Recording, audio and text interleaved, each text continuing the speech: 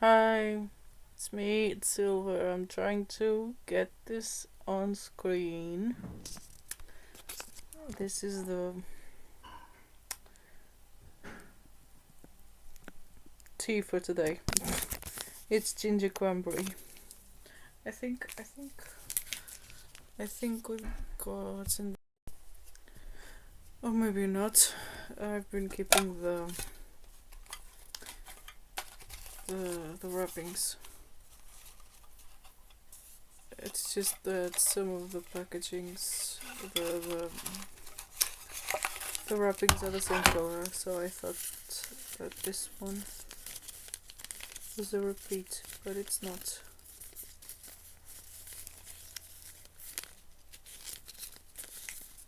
No. No. Just checking what's in this. So, black tea with cinnamon, ginger, cloves, and cranberry. Some vanilla flavor. Yeah.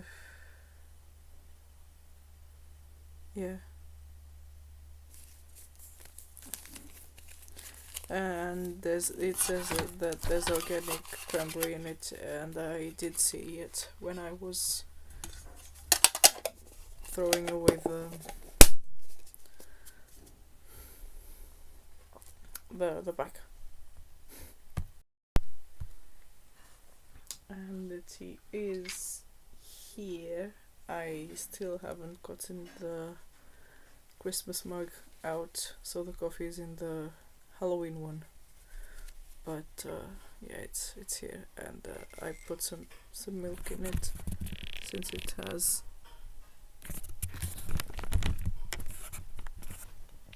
black tea.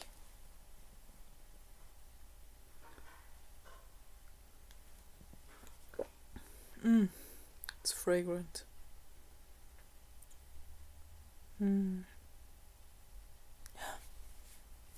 That's the stuff.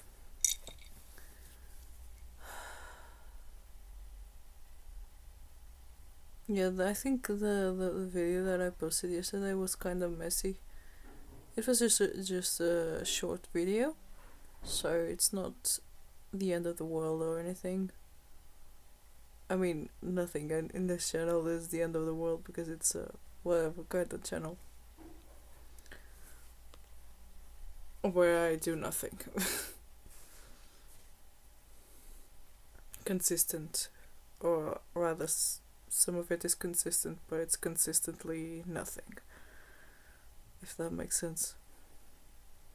It's not even a story time. It's just someone existing. Yeah. So classes end on Tuesday, and I was planning on not going, but I think I might go. And the reason is still the kids, because I announced that the other teacher was returning on Monday, and I think she will be there in the morning but not in the afternoon.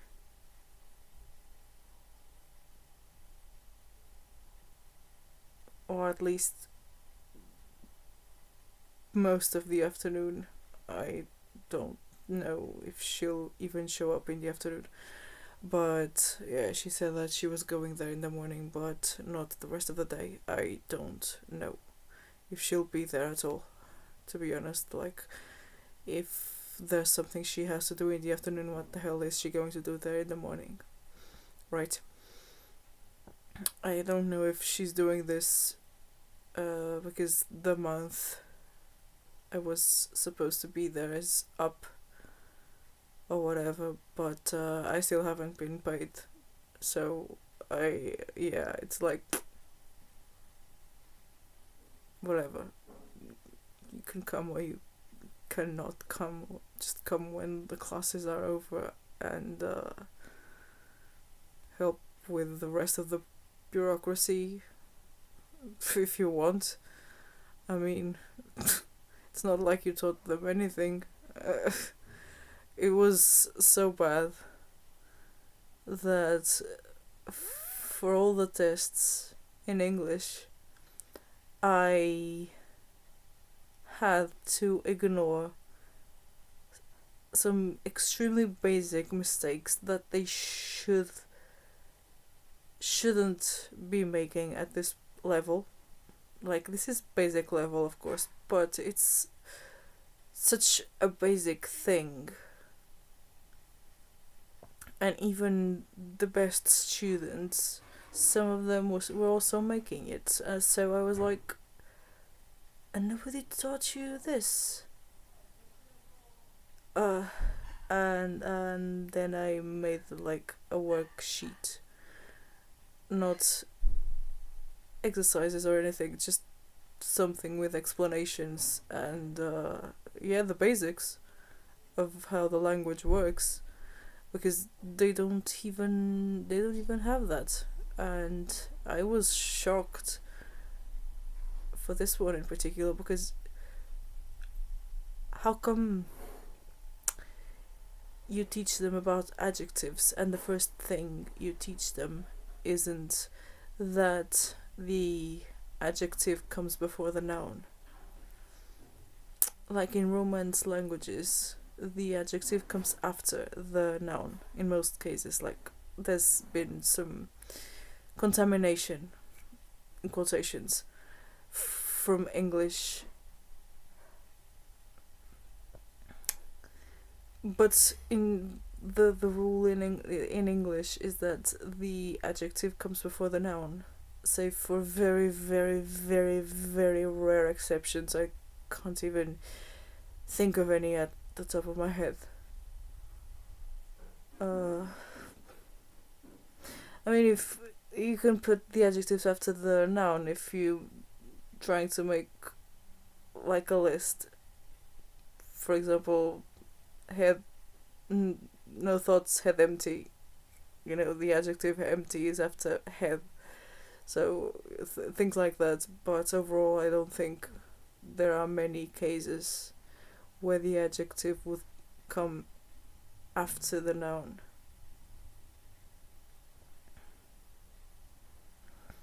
Unless there's a verb in the middle. But that's different. That's not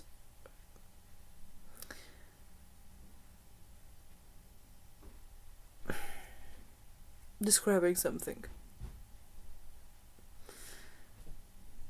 Right.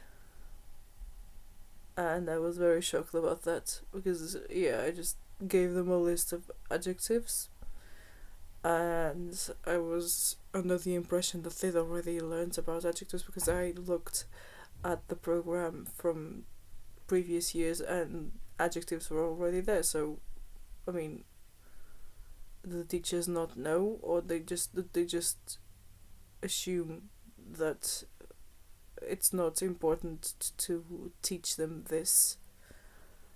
I speak from the point of view of someone who has taught English to people who didn't have a Romance language as their native language. So I had to make an extra effort to understand how the native language worked, to explain to them how things work in English. So the system is just fucked. And I made them a worksheet with explanations about these basic things that I thought they knew, but 90% of them didn't even know. They didn't even know that when talking about age, we use the verb to be. Like, most of them didn't know that. The other teacher didn't correct that. And the other teacher is coming back on Monday, allegedly. And I don't know.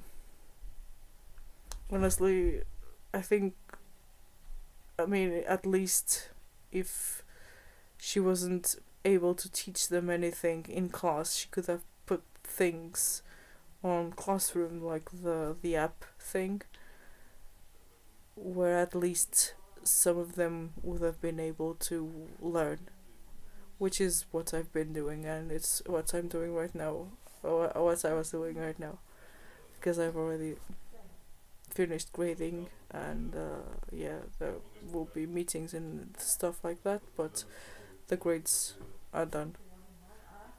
So now I can just focus on doing this because I like teaching and I like stories, and yeah, but I really like teaching and explaining. I mean, if they want to keep me there as someone who's just there to explain things in smaller contexts with fewer people, then yeah.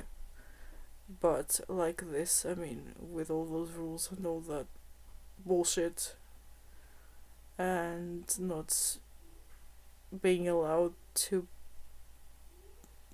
be myself, and being told that I have to scream and do this and do that and the other and the next, I just, no, I won't do that. I saw a glimpse of how a couple of teachers do see children, as future adults, and see behind the behavior, not just the behavior. Like they aren't self-centered, basically. And yeah, at least that, I guess. But I'm still very, very angry about the whole thing and the way that the kids are treated. And I was thinking that maybe I wouldn't go there on Tuesday, but I think I might. I might go there for the kids. Because I announced that the other teacher was returning, and several of them were like, "Oh no, no, please, no."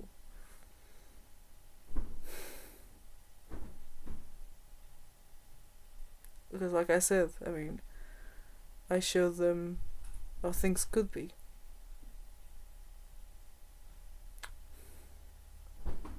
And that they don't deserve to be yelled at. They don't deserve to be hurt by people they didn't hurt. Just because they are behaving in the ways that their short lives have made them behave in. Like, it's just really bad. It's really bad. And I don't know. I'm gonna finish this. And there's one class in particular that I really want to leave with a parting gift in case I don't return.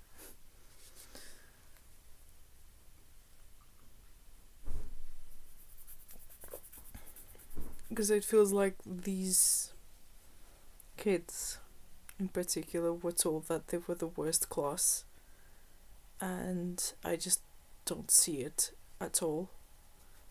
They were the kindest, most empathetic out of all of them. And we're talking about children, like 13 years old is the oldest. We're talking about children. And when shown humanity and empathy and understanding, they put the guard down and they showed that there's hope for this generation. At least they showed me. But you have to show them first that you don't see them as a problem,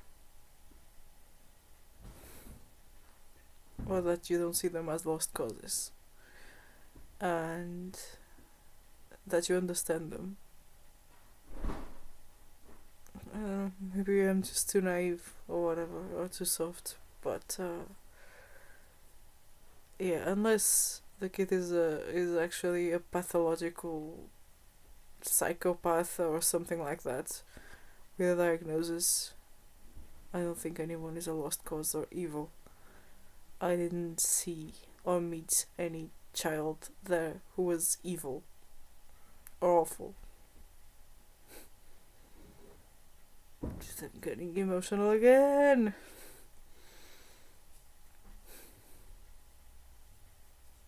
It's really bad to be on this side and see and hear what the adults say and have your bias confirmed. That they just don't care, that they just don't give a shit. And mind that the teachers that I had, some were pretty awful, but they didn't last very long because they were awful. For the most part, they were decent people who didn't treat us like garbage.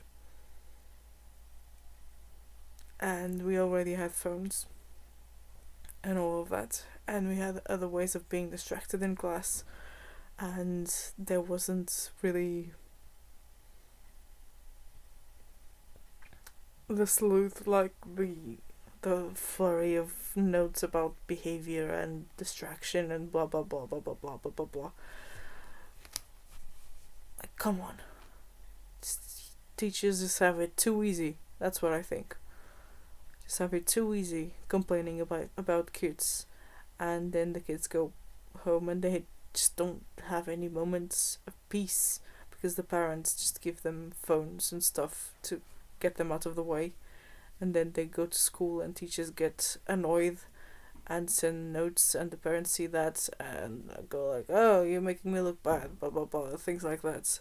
And it's just it's an endless cycle of psychological violence and emotional neglect, and I hate it. I genuinely hate it from the bottom of my heart.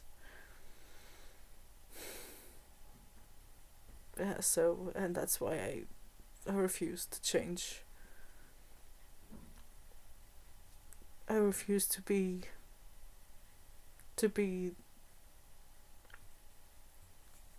strict in the ways that they want me to be, because nobody learns if they don't want to learn, and that's just a fact.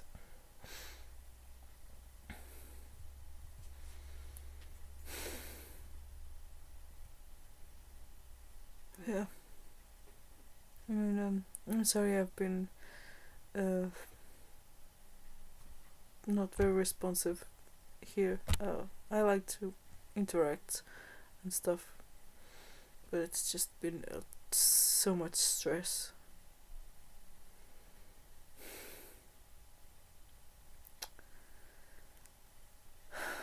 That I just can't. And yeah, I've been trying to help as much as I can, even if I'm not being paid. I mean, I think that in this line of work, there's something more important than that. Though, of course, my family wants me to get paid, and of course, I would like to get paid, but in this line of work, that's not the priority. I don't think. I don't want to be praised for this, because I think, to me at least, that should be obvious. No matter how little you paid or whatever, how much bureaucracy you have to do. Like, the kids' well-being should be the priority. And teaching should be the priority, not screaming constantly. Like, nobody learns with screams. That's what I think anyway. Maybe I'm just too young and naive. I don't know.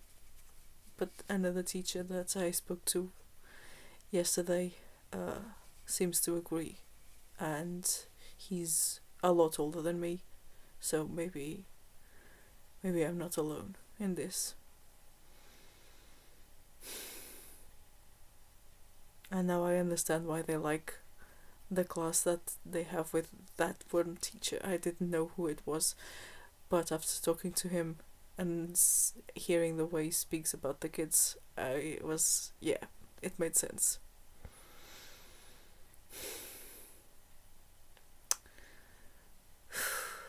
That's it. That's been the weekly vent from the unpaid, angry, sad teacher.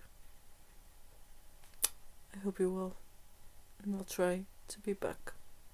That's a threat. Bye.